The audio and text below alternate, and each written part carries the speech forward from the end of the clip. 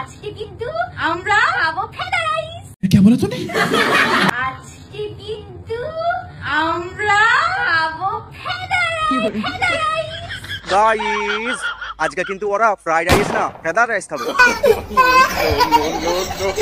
তা তোমরা যে fried rice sorry feather rice খাবে সঙ্গে কি আছে? ফ্রাইড রাইস খাবো সঙ্গে আছে চাকুন। যা মারা এই চাকুন জিনিসটা আবার কি? গাইস তোমরা যদি এই চাকুন জিনিসটা কি জেনে থাকো তাহলে আমাকে কমেন্ট করে জানাও। আমার তো মনে হয় এই মেয়ে অশিক্ষিত ভাষায় চিকেনটাকে চাকুন বলছে।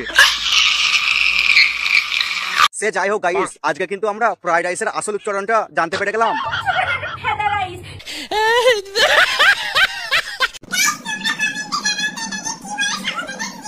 বলছিলাম কি কচি কুকি মা অন্নপূর্ণাকে নিয়ে এইসব বলো না, যখন ভাতের অভাব হবে না তখন বুঝবে ঠেলা। আসলে নতুন নতুন বাল উঠলে অনেক কিছু মনে হয়। বাবার কালে তো ফ্রাইড রাইস টোকে দেখেনি, তাই আজ ফ্রাইড রাইস টোকের সামনে দেখে খুশিতে আত্মহারা হয়ে গিয়ে ফ্রাইড রাইসকে ফেদার রাইস বলছি।